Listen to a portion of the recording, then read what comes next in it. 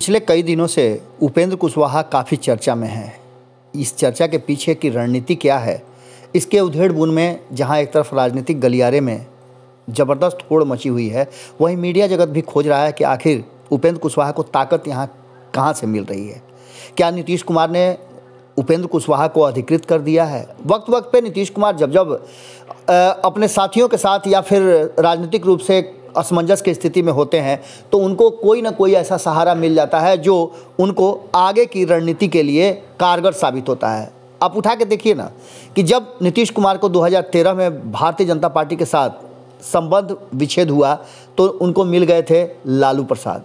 आगे जब लालू प्रसाद से उन्हें परेशानी होने लगी थी तो फिर वो मिल गए थे उनको भारतीय जनता पार्टी में, और अरुण जेटली उनके सबसे करीबी हुआ करते थे। उसके बाद संजय झा लगातार नीतीश कुमार की रणनीतियों पर काम कर रहे हैं। वहीं अशोक चौधरी को भी आपने देखा होगा कि किस तरह से जब वो महागठबंधन से बाहर हुए थे तो अशोक चौधरी एक मजबूत नेता के रूप में उनके साथ आए थे और लंबे समय तक उनका साथ दिया था। कोरोना के काल में भी आपने देखा होगा, और जब इन सब लोगों की ज़रूरत थी तो अचानक से उनको मिल गए थे प्रशांत किशोर के हटते ही आरसीपी सिंह उनके सबसे करीबी हो गए थे। लेकिन अब उपेंद्र कुशवाहा नीतीश कुमार के सबसे करीबी हैं और बार बार उपेंद्र कुशवाहा ये कोशिश कर रहे हैं कि नीतीश कुमार को सबसे बेहतरीन डील दिला करके वो नीतीश कुमार के सबसे करीबियों में शामिल हो जाएं। वक्त वक्त पे नीतीश कुमार की रणनीति को लेकर के ऐसी चीज़ें जदयू में उत्पन्न होती रही हैं। आपने देखा होगा कि उपेंद्र कुशवाहा जब आए थे तो उन्होंने कई ऐसी बातें कही थी जिसमें भारतीय जनता पार्टी को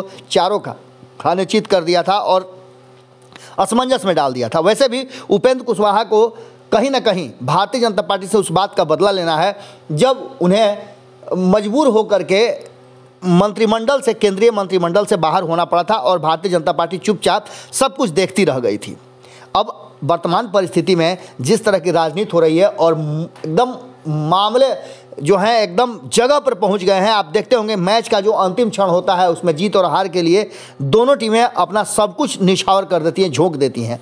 बिल्कुल उसी अंदाज में जहां एक तरफ आरसीपी सिंह को कहा जा रहा है कि वो डील कराने के लिए और संबंध को बेहतर कराने के लिए प्रयास कर रहे हैं, वहीं नीतीश कुमार को सबसे ज़्यादा भरोसा अगर किसी पर है तो उपेंद्र कुशवाहा पर है। उपेंद्र कुशवाहा को खुली छूट मिल गई है और उपेंद्र कुशवाहा ने सीधी तौर पे कह दिया है, और उत्तर प्रदेश के डील हो उससे पहले उन्होंने बिहार में जो नया एक बखेड़ा खड़ा कर दिया है कि 50-50 से कम में कोई समझौता नहीं करेंगे, ये भारतीय जनता पार्टी के लिए बड़ा ही मुश्किल है। हमने आपको खबरों में बताया था कि वर्तमान परिस्थिति में जो 24 एमएलसी की सीटें हैं उसको लेकर के 13 सीटें तो भाजपा के पास वर्तमान में है, 8 सीटें जदयू के पास है, 2 सीटें राजद के पास है और 1 सीट कांग्रेस के पास है। एनडीए में हम और वीआईपी भी हैं जो कि लगातार इन सीटों की डिमांड कर रहे हैं, लेकिन इन सब के बीच में नीतीश कुमार का सीधे कहना है कि 12 सीटें तो हमें चाहिए, बाकी जिसके साथ जो डील कर रहा हो कर ले भारतीय जनता पार्टी। अब आप समझ सकते हैं कि ये दबाव कहीं ना कहीं उत्तर प्रदेश में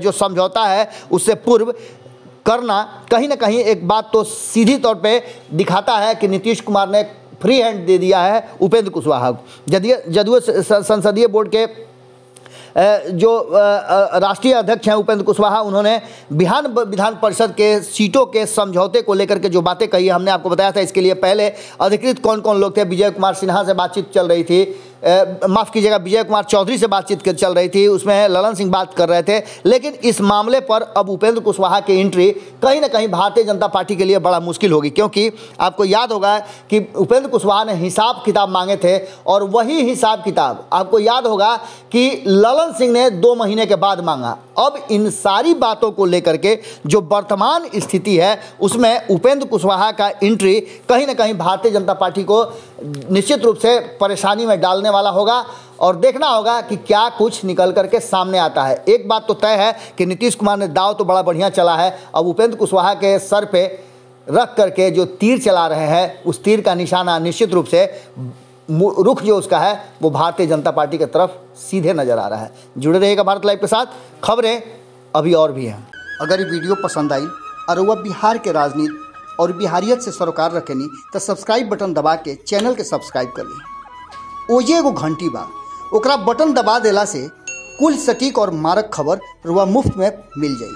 अगर रुआ पत्रकारिता के हमनी के नया प्रयोग में सहयोग कर चाहतानी तो ज्वाइन बटन दबा दी।